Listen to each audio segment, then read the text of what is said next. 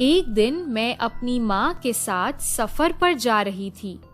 हमारी बस खराब हो गई और हम बस से उतर गए और पैदल ही सड़क पर चलने लगे कि शायद कोई लिफ्ट ही मिल जाए। हमें अपने घर शाम होने से पहले पहुंचना था। सड़क पर चलते चलते हम थक गए। हमें बहुत प्यास लगने लगी थी और हमारा पानी भी खत्म हो गया था। हम जंगल में पानी की तलाश में चले गए। काफी दूर जाने के बाद हमने एक तालाब देखा। हमने अपनी पानी की बोतल भर ली। जैसे ही हमने पानी भरा तो एकदम पानी में से एक गुड़िया निकल आई और पानी के ऊपर तैरने लगी। हम दोनों एकदम से डर गए, लेकिन फिर मैंने उसे पानी में से निकाला।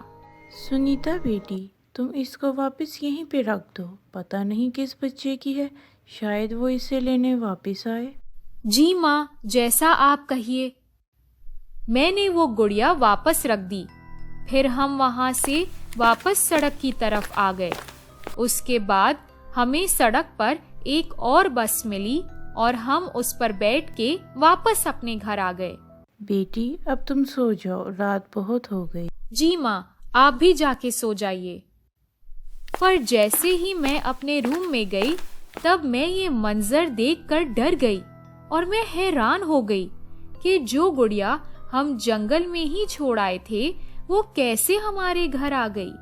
मैंने जोर से चीख मारी। क्या हुआ बेटी, तुमने चीख क्यों मारी? ये देखे माँ, ये वही गुड़िया है जिसको हमने जंगल में ही छोड़ दिया था। ये यहाँ पे कैसे आ गई? इसको कौन ला सकता है?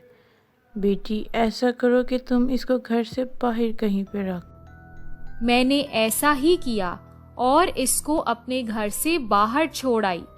फिर कुछ दिन बाद मेरे बाबा बाहर से मेरे लिए एक गिफ्ट लाए। जब मैंने वो गिफ्ट खोला तो मैं बहुत चिंतित हो गई कि ये वही गुड़िया थी जिसे मैं बाहर फेंक के आई थी। आप ये गुड़िया कहाँ से लाए हैं? आपको ये कहाँ पे मिली थी? मैंने ये एक दुकान से खरीदी है। क्यों, क्या हुआ? कुछ नहीं, मैं तो बस वैसे ही पूछ रही। मेरी माँ ने मुझे कुछ भी कहने से रोक दिया। जब मेरे बाबा अपने कमरे में चले गए, तभी मेरी माँ ने मुझसे कहा कि तुम अपने बाबा से कुछ ना कहना, क्योंकि हो सकता है कि ये उस जैसी ही कोई गुड़िया हो और तुम्हारे बाबा इसे तुम्हारे लिए बहुत प्यार से लाए हैं। तुम इसको अपने रूम में रख लो। इसके बाद मैंने इसको अपने रूम में रख लिया और उसी रात मैं सोई हुई थी, तब मेरी अचानक आंख खुली और मैंने देखा कि गुड़िया अपनी जगह पर नहीं है। मैंने उसे पूरे घर में ढूंढा, लेकिन कहीं नहीं मिली। फिर मैंने सोचा कि शायद किसी ने कहीं पर रख ना दी हो। इसके बाद मैं वापस अपने रूम में आके सो गई। बेटा उठ जाओ, सुबह हो गई है, नीचे आके नाश्ता कर लो। मैं जैसे ही उठी तो मेरी नजर उसी गुड़िया पर पड़ी। मैं ये देख के हैरान थी कि वो अपनी जगह पर मौजूद थी। मैं चिंतित हो गई। मैंने ये सब कुछ अपनी माँ को बताया। बेटा, ऐसे कैसे हो सकता है? ज़रूर तुम्हें कोई गलतफहमी हुई होगी। तुम अपना नाश्ता करो और स्कूल जाओ। इन सब बातों के बारे में ना सोचो। मैं जब स्कूल से वापस आई तो मैंने देखा कि वो गुड़िया फिर से अपनी जगह पर नहीं थी। मैंने अपनी माँ को बुलाया और उनको दिखाया कि मेरी गुड़िया अपनी जगह पर नहीं है। वो देखो, तुम्हारे बेड के नीचे ही तो गिरी हुई है। ऐसा कैसे हो सकता है? मैंने तो अभी देखा था, यहाँ पर तो कुछ नहीं था। बेटा, तुम टेंशन ना लो, तुम कुछ ज्यादा ही सोच रही।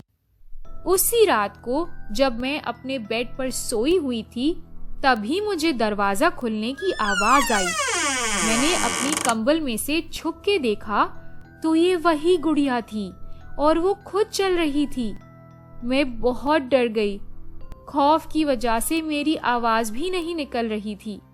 मैंने उसी खिड़की से छुप के देखा तो वो घर से बाहर जा रही थी और फिर एकदम गायब हो गई। मैं वापस अपनी जगह पर जाके लेट गई और अपने मुंह पर कंबल ले लिया। खौफ से मेरी नींद उड़ गई थी। सुबह होने वाली थी और अचानक मेरे कमरे का दरवाजा खुलने की आवाज आई। मैं और ज्यादा डर गई, लेकिन मैं अपनी जगह से बिल्कुल भी नहीं हिली। मैंने ऐसे जाहिर किया कि मैं सो रही हूँ। मैंने थोड़ी देर बाद छुप के देखा तो वो गुड़िया वापस अपनी जगह पर आ गई थी, लेकिन उसको देख के मेरे होश उड़ गए क्योंकि उसके ऊपर खून के निशान थे। मेरी तो रूह भी कांप गई। उठो बेटा, जल्दी से तैयार हो जाओ और नीचे आ जाओ। तो बेटा, तुम्हें तो बहुत ही तेज़ बुखार है, तुम आराम करो, मैं तुम्हारे लिए कुछ खाने को लाती हूँ, फिर हम दोनों डॉक्टर के पास चलेंगे। ठीक है माँ। फिर हम डॉक्टर के पास चले गए। बेटा, मुझे तुम कुछ ठीक नहीं लग रही हो, सब कुछ ठीक तो है? मैं आपको बता भी दूं तो आप मेरी बात का यकीन नहीं करेंगी। नहीं, तुम बताओ बेटी, मैं तुम्हारा यकीन करूँगी। मैंने अपनी माँ को सब कुछ बता दिया उस रात के बारे में।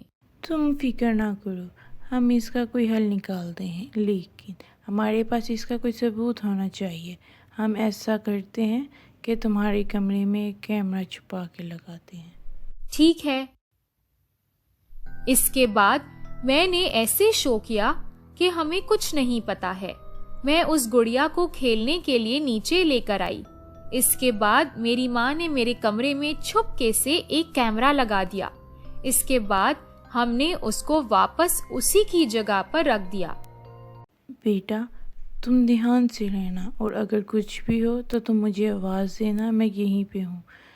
मैं तुम्हारे साथ वाले कमरे में ही हूँ। अब बस हमें रात का इंतजार था।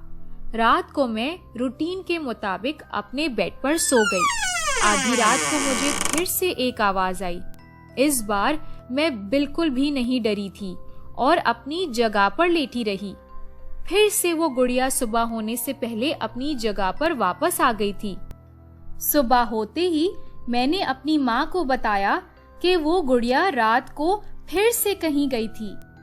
हमने रात की वीडियो देखी और हमने देखा कि वो गुड़िया वाकई ही चलती है और घर से बाहर कहीं पर जाती है और इसके कपड़ों पर खून भी लगा था। इसके बाद हम एक बाबा के पास गए और उनको सब कुछ दिखाया।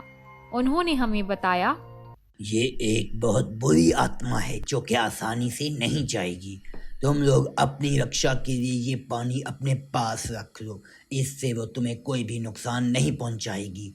मैं आज रात को अपने जादू से उसको काबू में लूँगा, लेकिन एक बात का ख्याल रखना कि उसके सामने कुछ भी जाहिर ना करना, वरना वो तुम्हें नुकसान भी पहुंचा सकती है। ठीक है बाबा जी, जैसा आप कहें।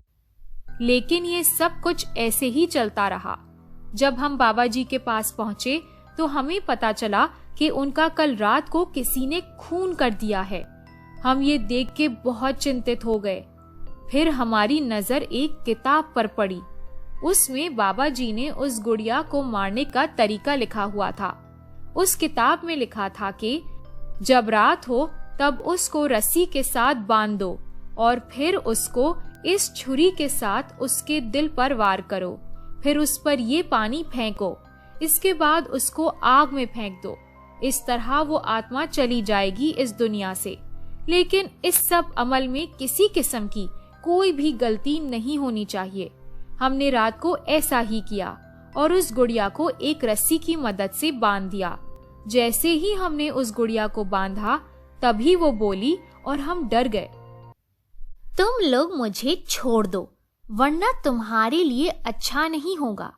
तुम हमारे घर और जिंदगी से क्यों नहीं निकल जाती हो? हमने तुम्हारा क्या बिगाड़ा है?